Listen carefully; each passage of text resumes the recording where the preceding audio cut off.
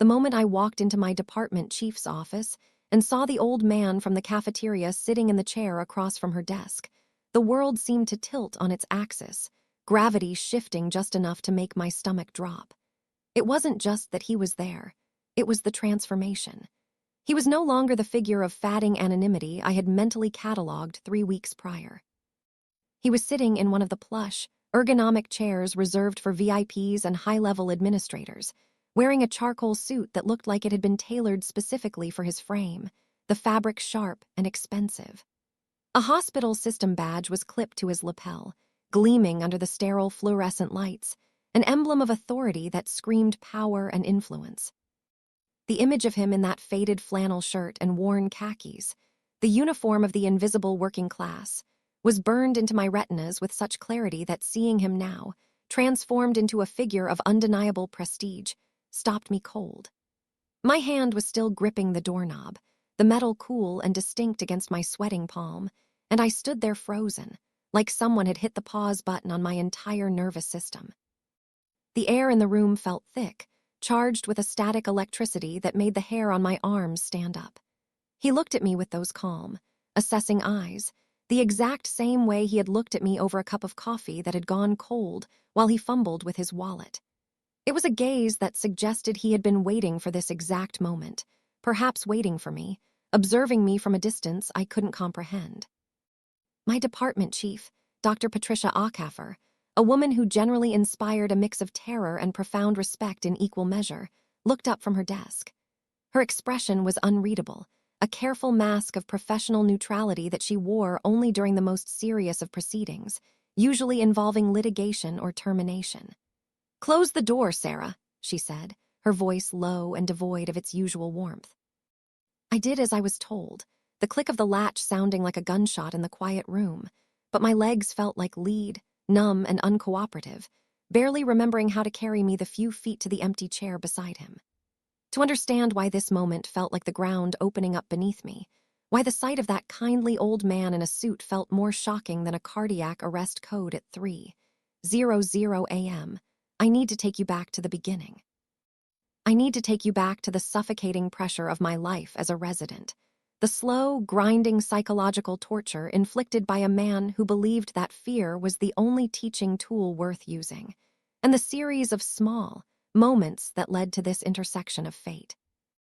I was 28 months into my internal medicine residency at Houston Methodist, a sprawling monolith of glass and steel that dominated the Houston skyline like a temple to modern science.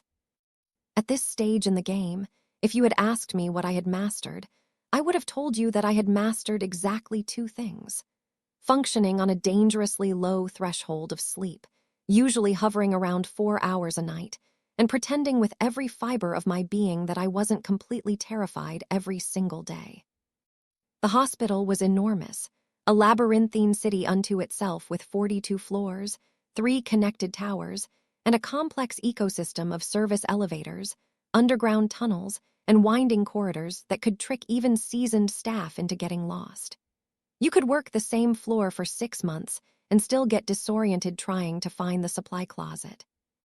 It was a place where lives hung in the balance, and the pressure was a physical weight you could feel on your shoulders, pressing down on your spine, making it hard to stand up straight at the end of a 16-hour shift. Nestled in the heart of this chaotic beast was the cafeteria on the 2nd floor of the main building. It was a place that smelled permanently of burnt industrial coffee, harsh chemical cleaners, and on good days, something vaguely resembling real food. It was my sanctuary, the only place where the relentless demands of the pager seemed to fade for a few precious minutes. I ate there more mornings than I cared to admit, usually around 6:15 a.m., before the insanity of morning rounds began. At that hour, the place was still half empty, bathed in the harsh, artificial glow of the overhead lights, the only sounds being the aggressive hiss of the espresso machine and the distant, rhythmic clatter of someone stacking chairs in the corner. I would grab whatever was hot, find a corner table, and spend 20 minutes trying to remember how to be a human being before I had to go back upstairs and be a doctor. That particular Tuesday in November, the air in the hospital felt heavier than usual, charged with a kind of atmospheric pre-stress that I could taste in the back of my throat. I was running about 3 minutes behind schedule, which in residency time is essentially an eternity, and I was already dreading the day with a knot of anxiety tightening in my chest like a boa constrictor. The night before, my attending physician, Dr. Harmon, had cornered me after evening rounds. He was a man who specialized in a very specific kind of psychological warfare, preferring quiet intimidation to yelling. He had pulled me aside in the hallway, his voice soft and measured, and told me that my progress note on a patient in room 412 was embarrassingly thin. He said it with such a gentle, clinical detachment that it somehow stung worse than a scream.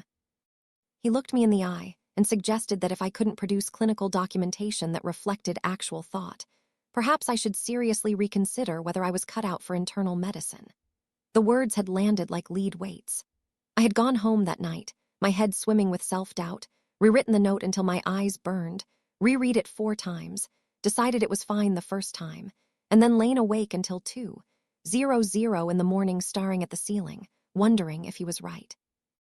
Wondering if I was a fraud, a mistake the system had failed to catch yet. So by the time I shuffled into the cafeteria that Tuesday, fueled by caffeine and anxiety, I was in no mood for social interaction. I just wanted coffee and something with enough calories to stop my hands from shaking during rounds. I was standing at the register, waiting for the cashier to ring up my tray, when I noticed the man standing in front of me. He was older, perhaps in his late 60s or early 70s, with a posture that seemed deliberate, almost architectural, even in the mundane context of a cafeteria line. His hair was white and closely cropped, and he wore a flannel shirt tucked into a pair of khakis that looked like they had been ironed with care sometime in the distant past, but were now doing their best to hold it together. He had a simple tray with a bowl of oatmeal, a cup of black coffee, and a small glass of orange juice. It was a modest breakfast, the kind of meal that suggests habit and routine over pleasure. The cashier, a woman in her 50s with reading glasses dangling around her neck, was giving him a look I recognized all too well. It was a look of strained patience, the kind that says, "I have already explained this twice, and I am rapidly running out of sympathy." "Sir, it's showing a $7 balance on the card," she said, her voice tight. "You'd need a different form of payment." The man patted his jacket pocket, then his pants pockets slowly, a deliberate motion that grew more frantic with each pat. He looked surprised to find them empty. "I'm sorry," he said, his voice low and unhurried, carrying the gravitas of someone who had spent a lifetime being listened to. "I must have left my other card upstairs." His ears, however, betrayed him. They had turned a deep crimson red, the universal sign of a man who is more embarrassed than he is letting on. The cashier glanced past him at the line forming behind. I was the only one there, but the look on her face still communicated a profound inconvenience, a pressure to keep the line moving. "I can hold the tray at the station while you go get it," she offered, though her tone suggested she hoped he wouldn't. I watched the man look down at his oatmeal, just for a second, and I saw something break in his posture. It was a subtle slump of the shoulders, a surrender. He nodded and started to push the tray toward her, abandoning his breakfast. I don't know exactly what came over me in that moment. I wasn't in a generous mood. I was exhausted, anxious, and mentally composing a defense for whatever Dr. Harmon was going to throw at me that morning. But something about watching a man in his late 60s, a man who carried himself with such dignity, turn red over $7 while standing in front of a bowl of oatmeal. It felt wrong. It felt like a violation of the basic social contract that I couldn't just walk away from. "I've got it," I said, my voice sounding louder than I intended in the quiet space. I handed the cashier a $10 bill before either of them could react. The man turned around slowly. He looked at me with an expression I couldn't quite parse, searching my face, trying to determine if he was being helped or pitied. He knew, as I did, that those are two very different things, and the distinction matters immensely to a man like him. "You don't have to do that," he said softly. "It's oatmeal," I said, trying to keep my tone light, dismissive of the cost. "Please don't worry about it." He held my gaze for a long moment, his eyes blue and piercingly intelligent. Then he nodded once, a slow, deliberate gesture, and said, "Thank you." It wasn't the reflexive, mumbled thanks you get when someone holds a door open. It was weighted, intentional. I grabbed my tray, found my corner table, drank my coffee, and tried to put the interaction out of my mind. I tried to forget the red ears, the look of defeat. But the universe, it seemed, had other plans. The rest of that Tuesday was the kind of day that chips away at your soul. It was a marathon of humiliation that takes years off your life. I had 7 patients on my list, 2 of whom had developed complications overnight that my notes, the embarrassingly thin ones, had apparently failed to anticipate. Dr. Harmon ran rounds like a cross-examination.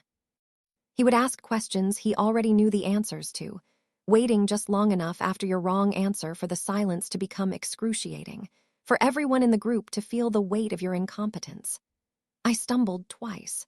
Once on a medication interaction question that I should have known, and once on the likely source of a fever that, in retrospect, was blatantly obvious. Each time, Dr. Harmon would just look at me, that same mild disappointment in his eyes, letting the silence stretch until I wanted to dissolve into the floor. After rounds, he didn't say anything to me directly. He just handed me a printout of my patient list with 3 notes circled in red pen, a violent splash of color against the white paper, and walked away without a word.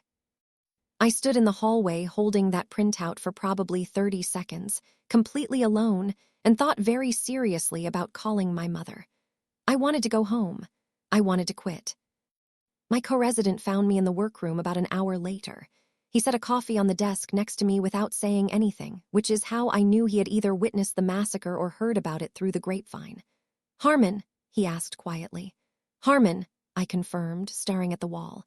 He pulled up a chair and sat beside me. "You know, Martinez told me he circled something on her notes once," he said, trying to offer comfort.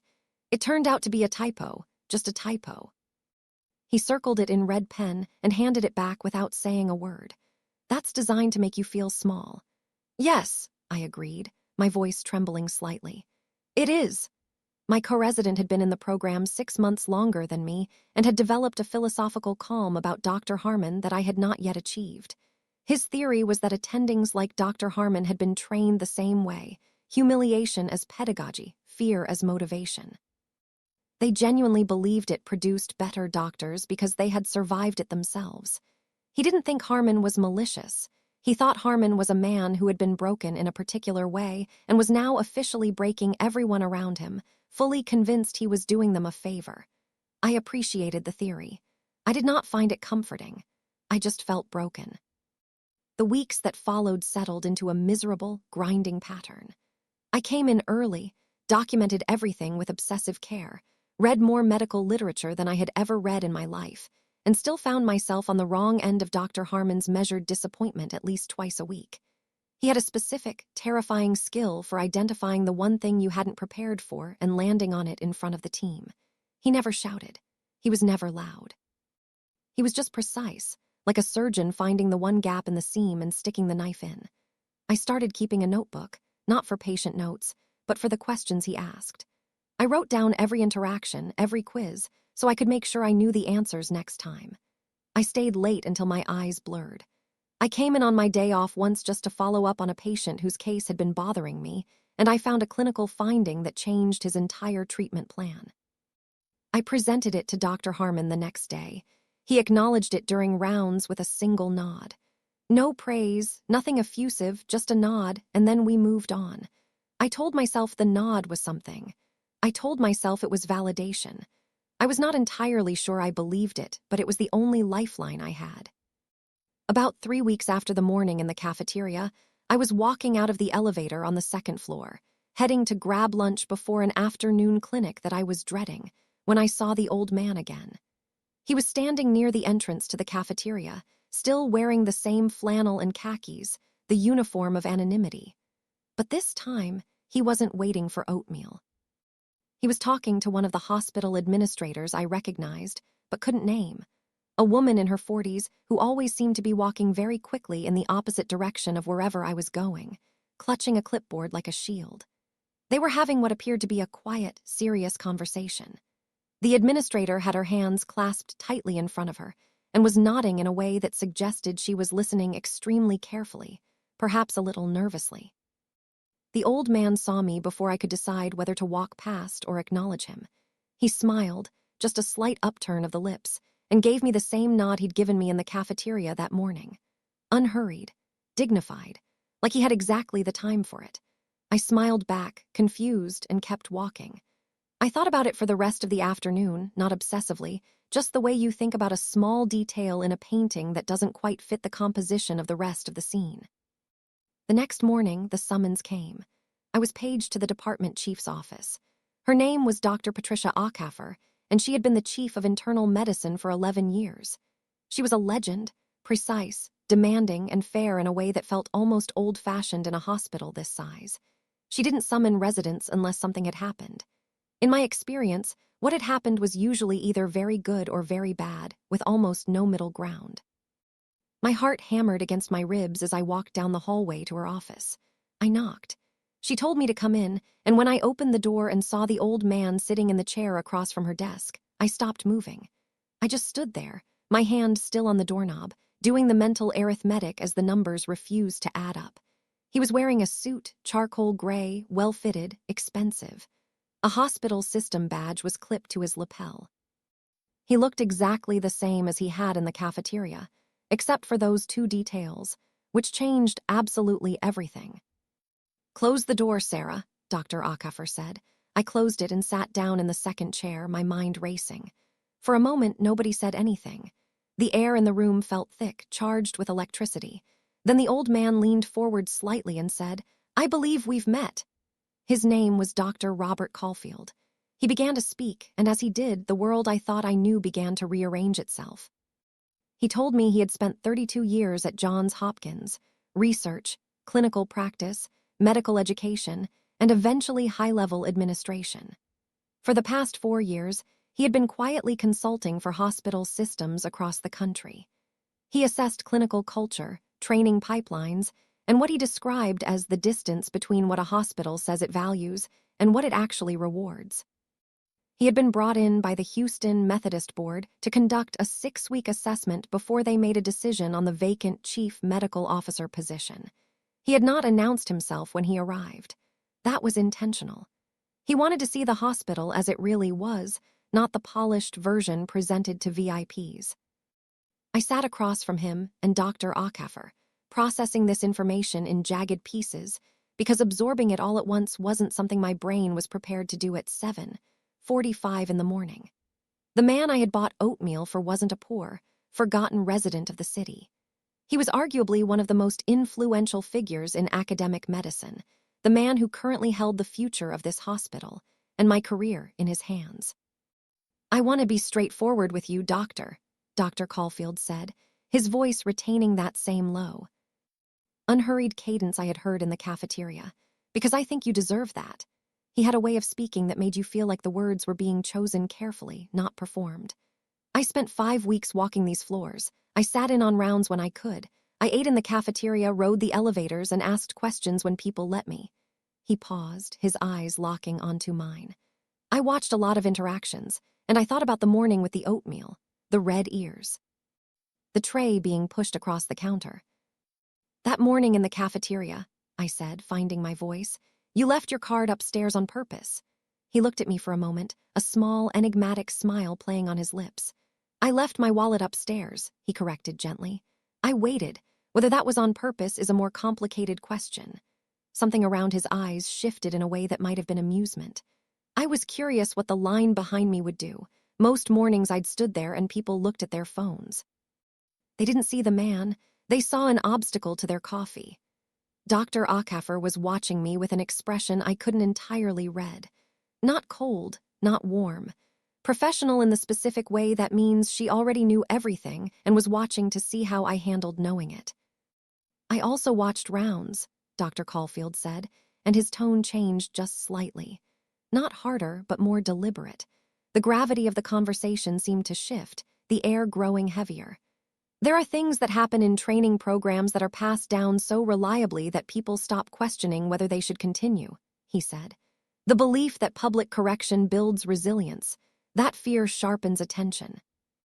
That the way to produce excellent physicians is to make sure they feel at all times that they are one mistake away from catastrophe." He picked up a folder from the edge of Dr. Acaffer's desk. I hadn't noticed it there until now. He opened it. I recognized the format immediately. It was a clinical observation report, the kind used for accreditation reviews. It was dense with notes, highlighted in places in yellow and pink. "I watched Dr. Harmon run rounds on your service for 4 separate mornings," he said, his voice dropping an octave. "And I watched how he spoke to residents, all of the residents, not just you." He closed the folder with a soft thud that echoed in the quiet room. There is a version of rigorous that produces excellent physicians, and there is a version that produces physicians who have learned to be very, very afraid and to pass that fear on.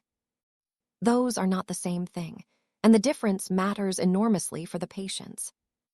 I didn't say anything. There was nothing to say that wouldn't sound like I was either agreeing too eagerly or defending a man I had grown to despise. "You documented a finding 3 weeks ago on a patient in room 412, Dr. Caulfield continued. "The note was returned to you marked up." My stomach shifted, a sudden lurch of nausea. "I read the original note," he said, his eyes boring into me. "It was not thin, it was thorough, it was correctly reasoned." It demonstrated exactly the kind of integrative clinical thinking that we spend 3 years trying to build. It was the kind of note that shows a doctor is actually seeing the patient, not just the chart. He set the folder back on the edge of the desk. It was marked up because there was a word choice on the 3rd line that differed from how the attending would have phrased it, not clinically, stylistically. The room was very quiet. I could hear the hum of the ventilation system. I had rewritten that note 4 times. I had lain awake until 2:00 in the morning over a stylistic choice. "I want to be clear," Dr. Caulfield said, leaning back in his chair. "I'm not here to adjudicate a grievance. That's not what this meeting is. Dr. Ackafer and I have been discussing a number of structural questions about this program, and those conversations are ongoing." He looked at me steadily. "But I wanted to speak with you directly because I watched how you handled being treated that way, and I watched what you did with it." I thought about the notebook, the extra hours, the day off I'd spent following up on a patient nobody had asked me to follow up on. "You didn't get smaller," he said, and the words hit me with the force of a physical blow. "You got more careful, and there's a meaningful difference." I realized my hands were folded in my lap, and I was gripping them harder than I'd intended, my knuckles white.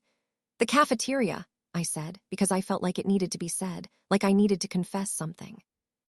I wasn't thinking about anything when I did that. I just didn't want to watch someone's oatmeal get taken away. He nodded slowly. "I know," he said softly.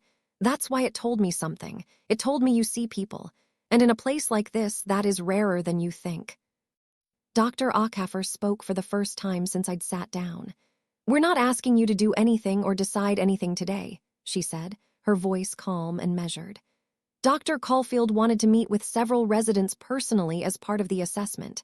You're one of 4 he asked to speak with." I nodded, my head spinning. "I do want to say one more thing," Dr. Caulfield said, and he leaned forward slightly, the way people do when they want to make sure the next part lands with absolute precision. "The way you were treated this month is not the standard we hold here, or the standard we intend to hold. Changes are coming to how this program is structured and to certain supervisory arrangements. Those decisions have been made." He paused, letting the weight of that sentence settle in the room. "You didn't cause them, and you don't need to carry them," he said, his eyes kind but firm. "But you should know they're coming, and you should know why." I walked out of Dr. Ackafer's office at 8:03 in the morning. I stood in the hallway for a moment, the fluorescent lights humming above me, trying to anchor myself back to reality. Then I kept walking because I had rounds in 11 minutes and 3 patients whose morning labs I hadn't checked yet. The world looked different. The colors seemed brighter, the air less oppressive. My co-resident found me in the workroom at 8:15, same as most mornings. He set a coffee next to my keyboard without being asked. I told him about the meeting in pieces, the way you tell someone about a car accident, not because you're being dramatic, but because the sequence of it still doesn't feel like it happened in the right order. He listened without interrupting, which was one of his better qualities. When I finished, he just stared at me. "The oatmeal," he said. "The oatmeal," I said. "You paid $7 for a stranger's oatmeal, and he turned out to be the person deciding the future of this program." "That is an accurate summary," I replied, taking a sip of the coffee. It tasted better than usual. He was quiet for a moment, processing it all. Then he said, "I want to be the kind of person that happens to." "You would have paid for the oatmeal," I said, trying to reassure him. "I would like to believe that," he said, looking at his hands. "I'm not sure I would have. I was in that cafeteria at 6, 15 most of last month, and I was always looking at my phone. I thought about that, about how many mornings I had also looked at my phone, disconnected, tired, focused only on my own misery. I thought about what had been different about that particular Tuesday. I'm not sure there was anything different, honestly. I was tired and anxious and not in any mood to be generous with anyone. The man's ears had turned red, and it had bothered me. That was all. It wasn't virtue. It wasn't a calculated act of charity. It was just a small discomfort that I'd been too tired to rationalize myself out of acting on. Maybe that's the most honest version of how decency works. Not that we're better than our worst moments, just that sometimes we're too exhausted to construct the excuse that would let us walk away. Rounds that morning were different, not dramatically. The hospital doesn't change overnight. Dr. Harmon ran them the same way he always did, with the same measured precision and the same loaded silences after wrong answers. But I stood in the hallway and answered his questions, and I looked at him, really looked at him, and thought about what Dr. Caulfield had said. I thought about the version of rigorous that produces excellence and the version that produces fear. I thought about the note I had rewritten 4 times.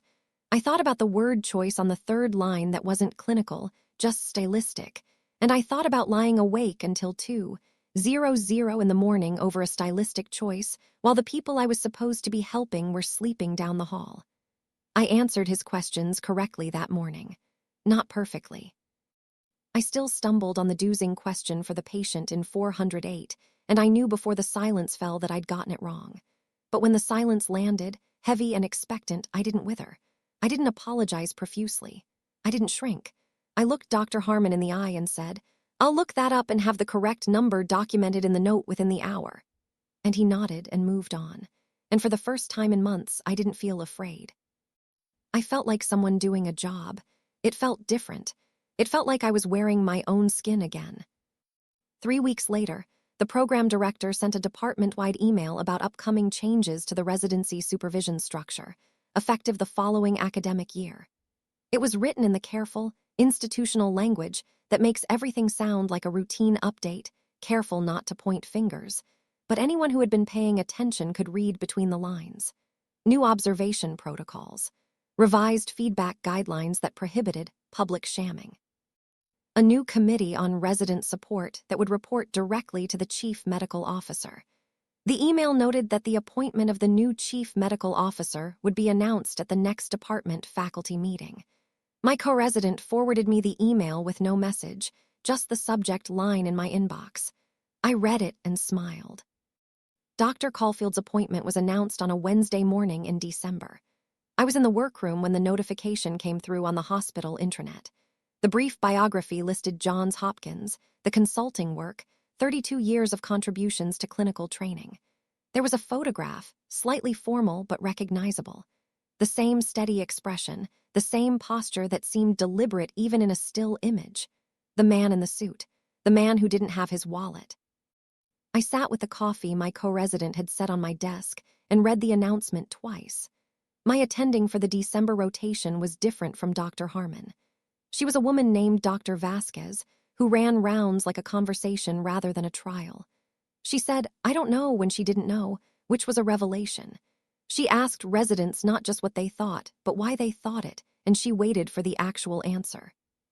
Rounds under her felt like rounds were supposed to feel, I thought, like practice. Like learning. It was exhausting, but it was a clean exhaustion, the kind that comes from using your brain, not from defending your ego. I still kept the notebook, not because I needed it the way I had, crutching against fear, but because the habit had become useful. Writing things down, staying with the questions, not letting the things I didn't know accumulate in the back corners where they'd embarrass me. Eventually, I realized those were good instincts, regardless of where they'd come from. On the last morning of December, I ran into Dr. Caulfield in the cafeteria. He was at the same counter where I'd first seen him, with the same bowl of oatmeal and the same cup of coffee. This time he was paying with a card that worked fine. He saw me and nodded.